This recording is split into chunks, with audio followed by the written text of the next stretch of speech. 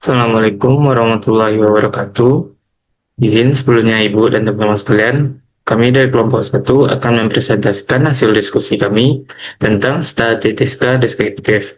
Kami beranggotakan ada 6 orang. Pertama ada Melisa Windrianti, kedua Hafiz Merdeka Putra, ketiga ada Padliani Siregar, keempat ada Zain Muhammad Ardiatsyah, kelima ada Safirian Tommy Sinulinga, keenam ada Rasya Ardelia Winayu.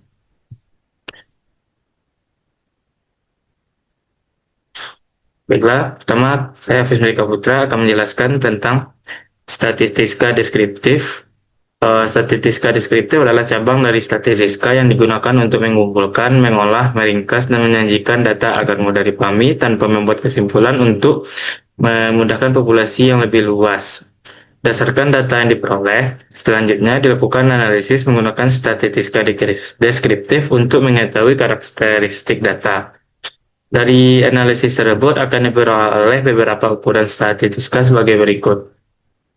Yang pertama ada mean, kedua ada median, ketiga ada modus, keempat ada kuartil, kelima ada persentil, keenam ada variance, ketujuh ada standar deviasi, kedelapan ada standar error, 9 ada minimum, 10 ada maksimum, 11 ada squeeness, dan ke-12 ada kurtosis. Perkenalkan, nama saya Padliani Siregar dengan NIM 24 TPB 1003. Di sini saya akan menjelaskan tentang jenis data dalam statistika dan skala pengukuran data. Jenis data dalam statistika ada dua, yaitu yang pertama kualitatif dan yang kedua kuantitatif. Kualitatif adalah data yang berbentuk kategori atau sifat dan tidak dinyatakan dengan angka, misalnya jenis kelamin, warna, dan status pekerjaan. Yang kedua yaitu kuantitatif. Kuantitatif merupakan data yang berbentuk angka dan dapat dihitung atau diukur. Contohnya umur, tinggi badan, dan jumlah mahasiswa. Nah, untuk penjelasan yang kedua yaitu skala pengukuran data. Skala pengukuran data ada 3, yaitu skala nominal, skala ordinal, dan skala interval. Skala nominal adalah skala yang hanya digunakan tanpa urutan untuk membedakan kategori tanpa urutan. Contohnya jenis kelamin dan agama. Yang kedua yaitu skala ordinal. Skala ordinal adalah skala yang menunjukkan urutan atau peringkat. Contohnya juara 1, juara 2, juara 3, atau tingkat kepuasan. Misalnya puas, cukup puas, dan tidak puas. Yang ketiga yaitu skala interval. Skala interval adalah skala dengan jarak yang sama antar nilai tetapi tidak memiliki nol mutlak. Contohnya suhu dalam derajat Celcius atau derajat Fahrenheit. Untuk penjelasan yang kedua yaitu tentang data yang akan diolah dengan menggunakan mean, median, modus, kuartil, persentil, variance, standar deviasi, standar error, minimum, maksimum, skewness, dan kurtosis. Data yang diperoleh ada pada tabel dengan jarak usia yaitu 18 sampai 24, yaitu dengan selisih 7 jarak. Lalu FI yang diketahui adalah pada jarak 18 sampai 24 ada 30, jarak 25 sampai 31 ada 28, jarak dari 32 ke 38 ada FI-nya merupakan 18, jarak 39 ke 45 FI-nya 11, jarak 46 ke 52 FI-nya 5, jarak 53 ke 59 FI-nya 3, jarak 60 ke 66 FI-nya 1. Lalu untuk mencari FK yaitu 30 pada FI sama dengan 30 pada FK untuk data pertama. Lalu pada 30 pada FK yang merupakan frekuensi kumulatif dijumlahkan dengan FI pada data kedua. untuk mendapatkan FK pada data kedua, yaitu 30 ditambah 28 yaitu 58. Begitu seterusnya sampai ke data ketujuh. Lalu untuk mencari XI yaitu XI sama dengan batas bawah ditambah batas atas dibagi 2, yaitu dimana data yang pertama yaitu ada batas bawahnya 24 dan batas atasnya 18, yaitu 24 ditambah 18 dibagi 2 jadi hasilnya 21. Begitu seterusnya sampai pada data ketujuh. Lalu untuk XI dikali FI yaitu 21 dikali 30 hasilnya 630 sampai pada data ketujuh. Lalu untuk mencari XI dikurang X rata-rata. Yang pertama kita mencari X rata-ratanya, yaitu rumusnya X bar sama dengan sigma XI dikali FI per FI, yaitu dimana sigma XI dikali FI hasilnya 2982, lalu sigma FI hasilnya 96. 2982 dibagi 96 yaitu 31,0625. Lalu XI dikurang X rata-rata, 21 dikurang 32,0625 hasilnya min 10,0625. Begitu seterusnya sampai pada data ketujuh. Lalu untuk XI dikurang X rata-rata kuadrat, pada data XI dikurang X rata-rata lalu dikuadratkan, yaitu untuk data pertama 1001,2539. Lalu begitulah cara untuk mencari rata-rata dari data pertama sampai data terakhir. Sigma pada XI dikurang X rata-rata kuadrat yaitu 2209,4023. Lalu penjelasan selanjutnya akan dijelaskan oleh teman saya.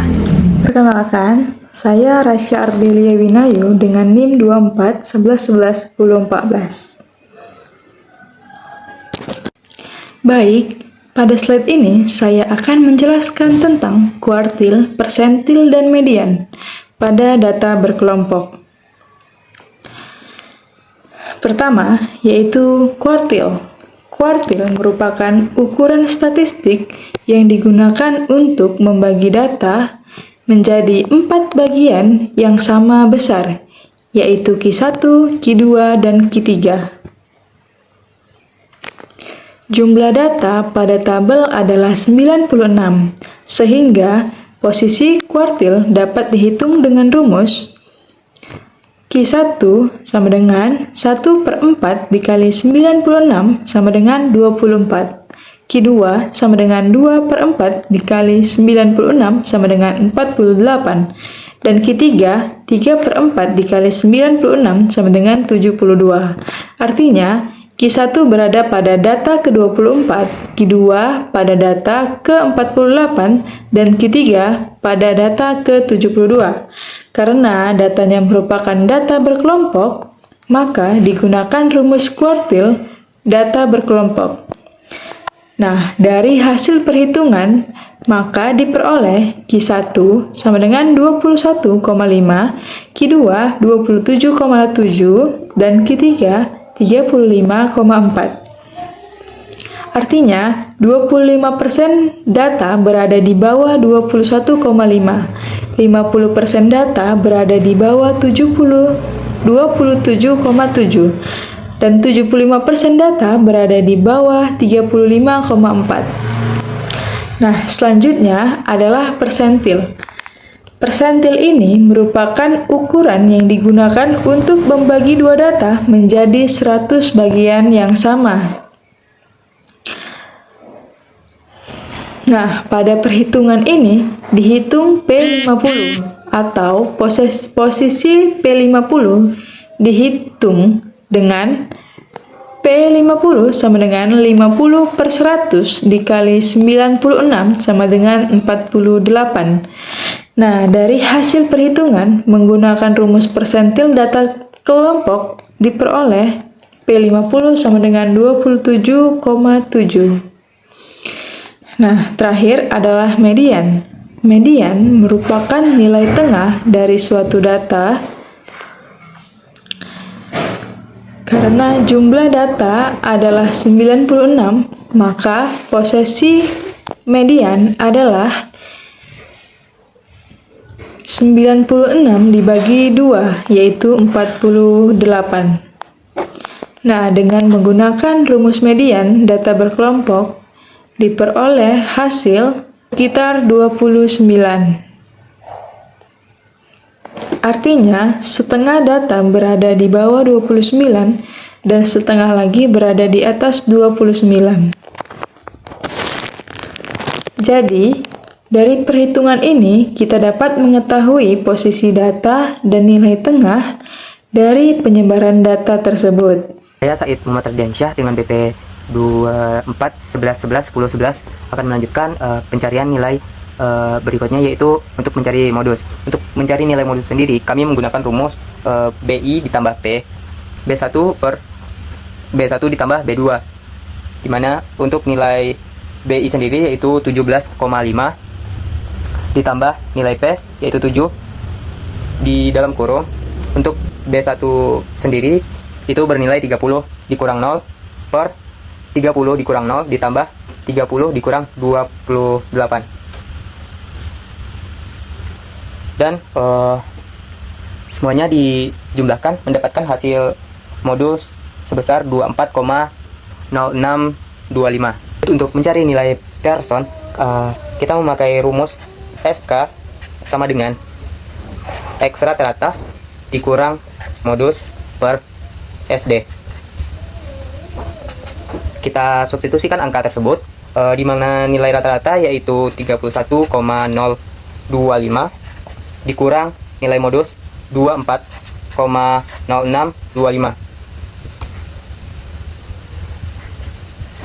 per SD sebesar 9,9417. Setelah dikurangkan nilai tersebut dan dibagi dengan penyebutnya, akan menghasilkan sebesar 0,741. Maka itu merupakan nilai SK yang didapat. Kita mencari nilai mean, di mana untuk rumus mean sendiri yaitu X rata-rata sama dengan sigma K I sama dengan 1 dikali XI FI per sigma K I sama dengan 1 per dikali FI, mana untuk nilainya sendiri yaitu 2982 per 96. Maka setelah dibagikan X rata-rata hasilnya yaitu 31,0625. Selanjutnya kita mencari nilai kurtosisnya, yaitu rumusnya K sama dengan sigma FI dalam kurung XI dikurang X rata-rata pangkat 4 per N dikali SD pangkat 4 per N dikali SD pangkat 4, dimana dengan nilai 319018,07 per banyak datanya yaitu 96 dikali 9.917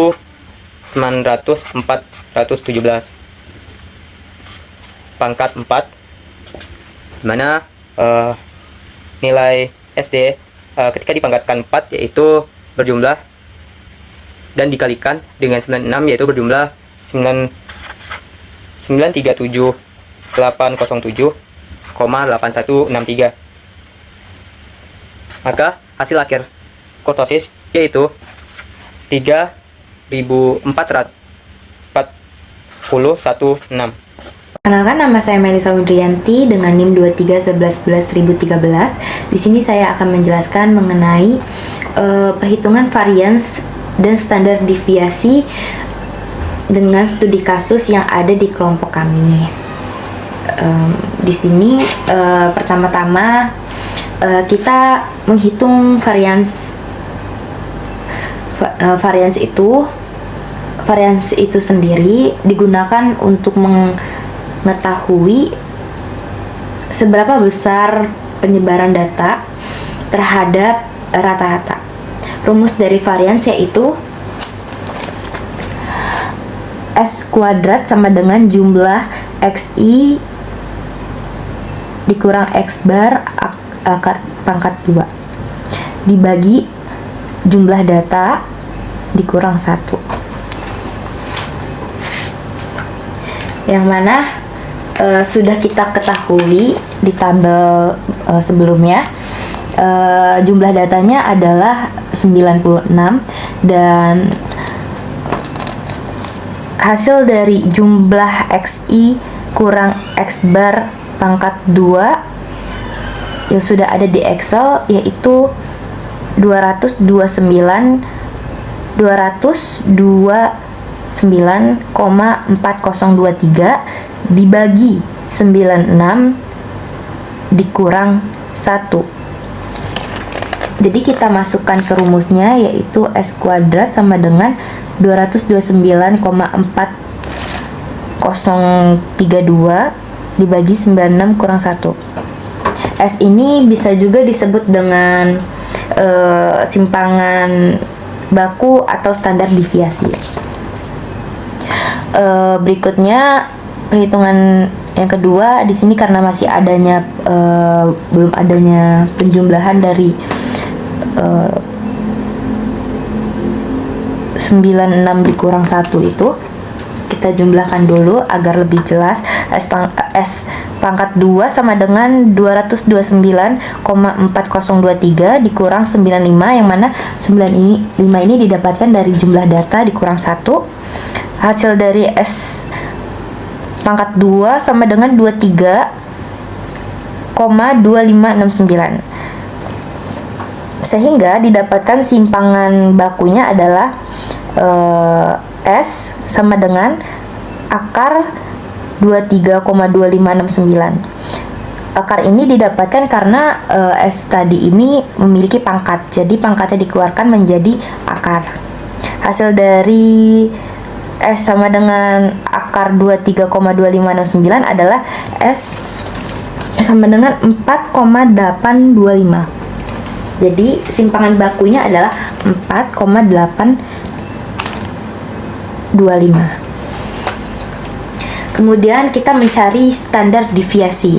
Setelah mendapatkan varians, kita dapat menghitung standar deviasi atau simpangan baku. Standar deviasi adalah akar dari varians yang menunjukkan seberapa jauh data menyimpang dari data-data rata-ratanya. Rumus dari standar deviasi adalah S sama dengan akar jumlah dari FI kali XI dikurang X bar pangkat 2 dibagi jumlah data dikurang 1. Jadi S akar 9.389,6250 dibagi 96 dikurang 1. Jadi S sama dengan akar 9.389,6250 dibagi 95. 9.389 ini 6250 ini didapatkan dari penjumlahan Excel yang sudah kita buat. Jadi S sama dengan 9,9417. Perkenalkan, nama saya Saprian Tommy Sinulinga dengan BP 24 TPB 1017. Pada kesempatan kali ini saya akan menjelaskan 3 bagian dari SQNS. Yang pertama itu ada momen matematis, di mana momen matematis adalah ukuran statistik yang digunakan untuk menggambarkan karakteristik suatu distribusi data seperti rata-rata, penyebaran, kemencengan dan kerencingan distribusi. Yang kedua itu adalah standar error, di mana standar error ini adalah ukuran yang menunjukkan tingkat ketelitian rata-rata sampel dalam memperkirakan rata-rata suatu populasi. Semakin kecil nilainya, maka semakin akurat estimasinya. Nah, yang ketiga yaitu Bowley, yaitu metode untuk mengukur kemencengan atau skewness, di mana distribusi data dengan menggunakan nilai kuartil, yaitu Q1 median, Q2 median, Q2 dan juga Q3. Metode ini membantu kita untuk mengetahui apakah distribusi data kita simetris, miring ke kanan ataupun miring ke kiri. Selanjutnya kita akan masuk ke dalam perhitungannya, di mana yang pertama itu adalah momen matematis. Di mana momen matematis ini memiliki rumus yaitu SK sama dengan D3. Karena D3 sama dengan sigma dari FI dikali X dikurang X rata-rata per pangkat 3 per N dikali standar deviasi pangkat 3. Maka kita masukkan angkanya, di mana sigma dari FI dikali XI dikurang X rata-rata di pangkatkan 3 yaitu 92.079,4219 dibagi dengan jumlah data yaitu 96 dikali dengan standar deviasi yaitu 9,9417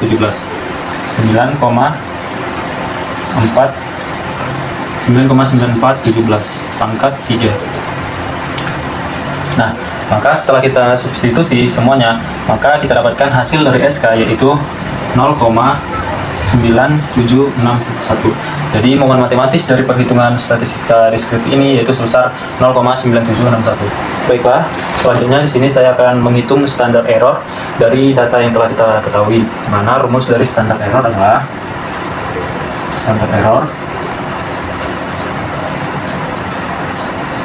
kita tuliskan rumusnya terlebih dahulu, yaitu akar dari X kuadrat per N atau sama dengan SE sama dengan standar deviasi dibagi dengan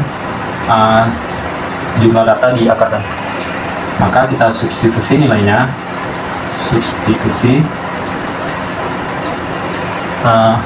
yaitu sebelumnya kita telah mengetahui standar deviasinya yaitu sebesar 9,9417. Kita tuliskan 9,9417 dibagi dengan tadi jumlah data dari data kita yaitu 96. Maka 96 kita akarkan. Setelah itu kita hitung kembali akar dari 96 yaitu 9,7980. Kita masukkan 9,9417, lalu kita hitung standar errornya. Didapatkan standar errornya yaitu sebesar 1,0147. Nah, setelah dilakukan perhitungan, maka diketahui bahwa standar error yang didapatkan yaitu sebesar 1,0147. Baik, berikutnya di sini saya akan mencari bagian dari skewness yang berikutnya yaitu Bowley, di mana kita ketahui bahwa rumus dari Bowley ini yaitu SK sama dengan Q3 dikurang dengan Q2 lalu dikurang dengan Q2 dikurang Q1 lalu dibagi dengan Q3 dikurang dengan Q2 ditambah Q2 dikurang Q1. Q2 dan Q1 ini, Q3, Q2 dan Q1 merupakan kuartil yang sebelumnya telah dijelaskan oleh teman saya. Maka kita ketahui bahwa Q3 yaitu sebesar Q3 dikurang Q2 yaitu 35,4.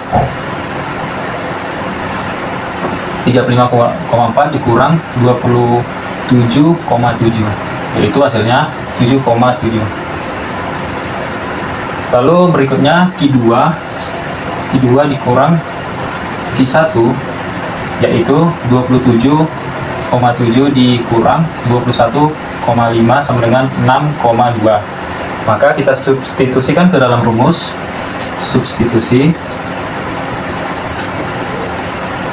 SK sama dengan 7,7 dikurang 6,2 per 7,7 ditambah 6,2. Maka hasilnya 1,5 dibagi dengan 13,9, yaitu didapatkan Boole dari data ini yaitu 0,1079.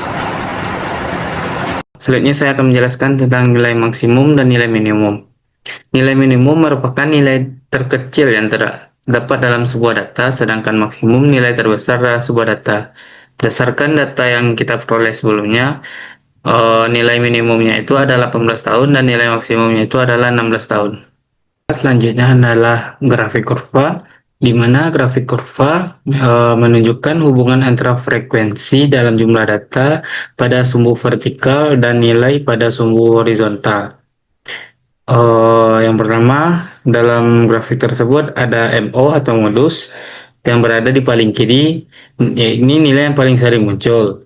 Kedua, ada median atau MD, nilai tengah dari data. Lalu ada mean, nilai rata-rata. Jadi pada pembacaan grafik tersebut, grafik ini menunjukkan distribusi yang condong ke kanan, di mana dengan urutan modus, median, dan mean, lalu nilai. Sehingga rata-rata menunjukkan lebih besar dibandingkan dari nilai lebih besar daripada median dan modus.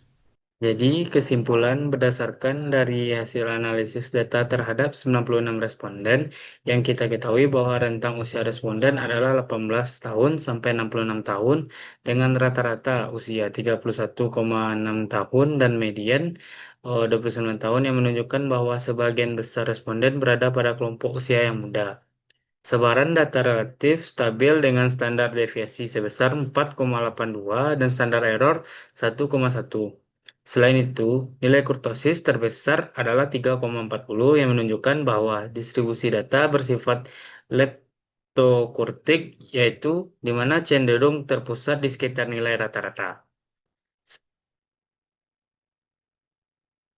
Sekian dari kelompok kami. Kalau ada kata yang salah, mohon dimaafkan. Apabila ada pertanyaan, mohon disampaikan. Wabillahi taufiq wal hidayah. Assalamualaikum warahmatullahi wabarakatuh.